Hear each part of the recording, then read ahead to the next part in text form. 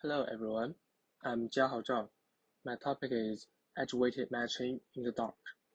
This is a joint work with Huang, Sun from the University of Hong Kong, and Xiaowei Wu from University of Macau. My talk is mainly divided into three parts. I'll begin with an introduction to the problem and the Bayesian algorithm. Then, I will introduce our quadratic ranking algorithm, along with some of its good properties. Finally, I'll briefly discuss our computer-aided analysis and some open problems. In real life, there are scenarios involving finding high-value matching under the uncertainty of which edges exist, including kidney exchange, gig economy, online advertising, and online dating markets.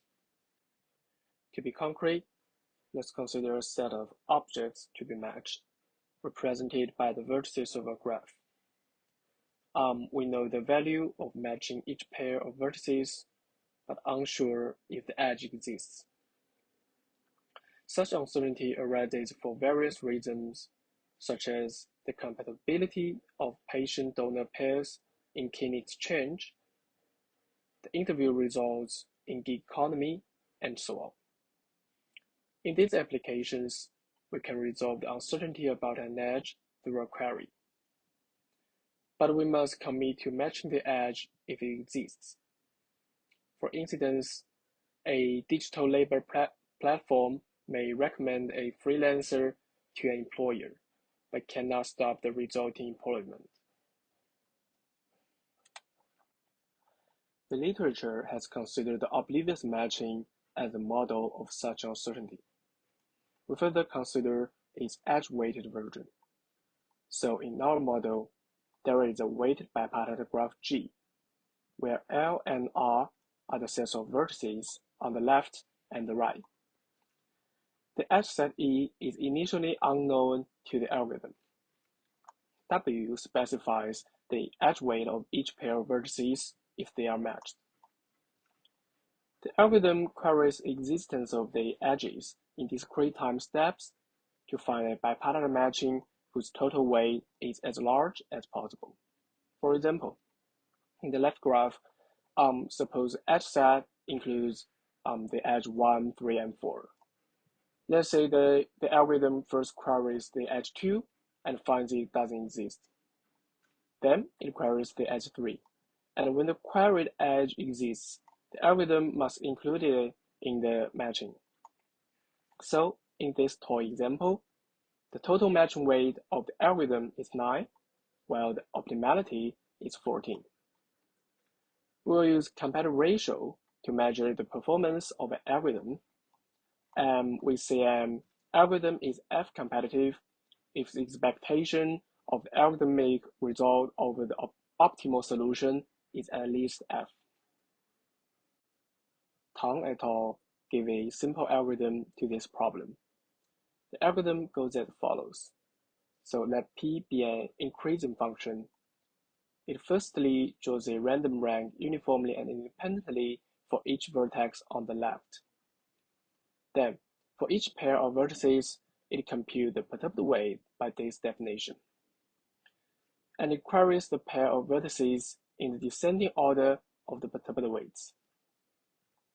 Their analysis involves two standard techniques for matching problems: randomized prime module and alternating path argument.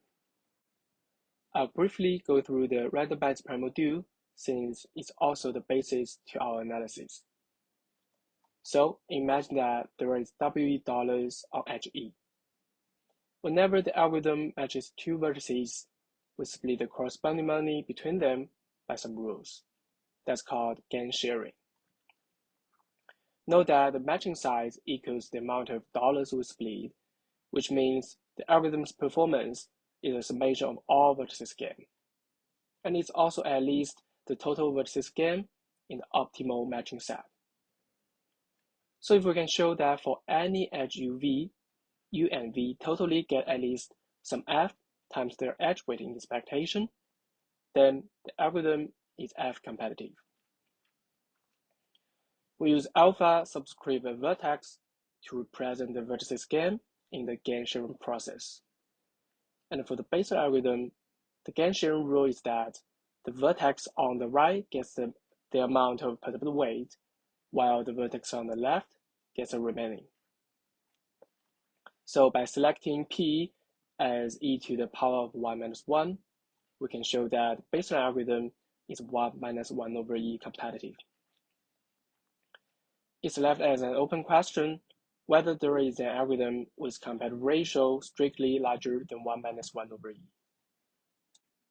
We answer this question by proposing a new algorithm called quadratic ranking. Here are our main results. So we improve the competitive ratio for oblivious bipartite matching to 0.659, breaking the 1 minus 1 over e barrier. We also have some hardness results as shown in the table. And in this talk, I'll mainly talk about the positive result. Next, let me introduce our quadratic ranking algorithm. The algorithm is parameterized by two functions, g and h. In the beginning, we draw rank uniformly at random and independently for every vertex. For each pair UV, let the perturbed weight be the product of GYU, GYV, and the potential edge weight. Our analysis is on a randomized primal dual technique. Thus, we need gain sharing rules. So when the algorithm matches two vertices U and V, we set the alpha U to be at least H of YU times G of YV times WV, and similar for the alpha V. We call these H times G times attribute forms guaranteed gains. To ensure feasibility, we have an additional constraint. Note that our key expressions in the definition and analysis are both quadratic forms of the functions g and h, and that's why we call it quadratic ranking. To make a comparison, we'll talk about some existing randomized primal algorithms that can be adapted to the oblivious model. The classic ranking algorithm can be applied to the unweighted oblivious bipartite matching. It only utilizes the random ranks on the left, and it processes the vertices on the right one at a time by an arbitrary order. And when considering some vertex, it queries the incidence edges in the descending order of the perturbed weight 1 minus neighbors ranks. The algorithm has a ratio of 1 minus 1 over e, and it can be simply extended to the setting where each vertex on the left has a weight by changing the perturbed weight to the vertex weight times some f with the same 1 minus 1 over e ratio. The 1 minus 1 over e barrier in the vertex weighted setting can be overcome by utilizing the random ranks of both sides. We view the rank of each vertex on the right as the time when the algorithm processes it. In other words, the algorithm considers the vertices on the right by a random order rather than an arbitrary one. A series of works have considered these two-sided ranking perturbed weights when processing a vertex. However, the function f in these works cannot be decomposed into product of two univariate functions of u and v's ranks. In edge-weighted setting, it's more natural to query the edges directly in the descending order of perturbed weights in a more general form. And if choosing the same function as a baseline algorithm, we can achieve a ratio of 1 minus 1 over e. All these works share the same gain sharing rules. As shown in the unweighted case, the vertex on the right gets exactly the perturbed weight, while the vertex on the left gets the remaining. The main points here are that all these approaches introduce artificial asymmetries among the vertices, even though our problem is fully symmetric. Further, they unnecessarily bind two different concepts: the perturbed weight of an edge and the gain of an endpoint. By contrast, our new approach restores the symmetry and removes the binding. So next, let me introduce some good properties of our quadratic ranking algorithm. The first one is the symmetry property.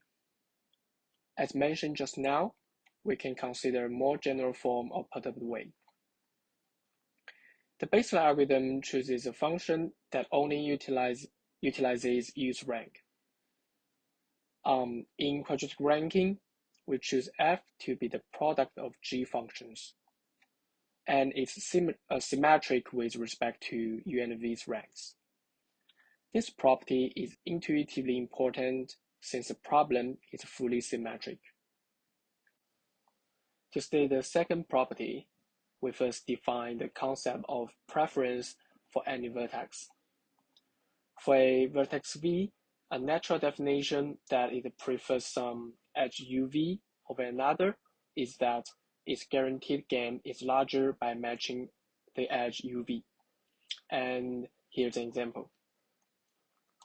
So the rank share consistency said that from the viewpoint of vertex v, the order by which the algorithm queries its incident edges is consistent to its preference order. In other words, from this perspective, the more it likes some edge, the earlier the algorithm queries that one. Essentially, we can define the preference order based on the value of g times the edge weight. Note that the preference order is independent of this own rank. And that's the third property, which we call preference consistency. For example, let's see the vertex v prefers the edge uv over u prime v at rank 0.5. And when its rank decreases to 0.2, the guaranteed gains on both edges will decrease, but it still prefers the edge uv. We remark that that's a main difference between quadratic ranking and existing algorithms. Finally, thanks to the quadratic forms, after some discretization, we can capture the problem to a quadratically constrained quadratic program. And that allows us to optimize the parameters along with the competitive ratio by using powerful QCQP solvers. Okay, so the main takeaway here is that the properties we just mentioned have a very close connection with the quadratic ranking algorithm. To be specific, if we assume we use the natural form of perturbed weight as shown on the top, then we can show that the product forms of perturbed weights and guaranteed gains in quadratic ranking are the unique choice that satisfy the first three properties. Next, we'll talk a bit about the dependency between functions g and h, and we'll focus on the most non-trivial constraint for them. We begin with two examples. The first one is the unit circle, and the second example is part of a tangent line of the unit circle. We can view the left-hand side of the constraint as an inner product of two vectors, denoted as u and v. In case 1, there are two vectors with endpoints on the unit circle, so they have an inner product of exactly 1. In case 2, the endpoint of the vector u is on the green segment, while that of the vector v is on the blue segment. Then, we can draw the line that separates vectors based on whether their inner product with the vector u is less than 1. Since the vector v is always under the red line, so u and v have an inner product less than 1. We derive a more general form by combining these two cases. As shown by the green curve, it consists of a tangent line part and a unit circle part.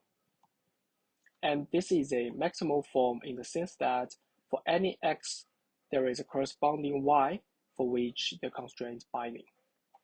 However, solving for the optimal functions g and h is analytically intractable. Thus, we consider the computer-aided approaches. And this approach is inspired by Huang and Tang, who consider discretization with LP-based optimization for vertex-weighted online biparallel matching with random arrivals.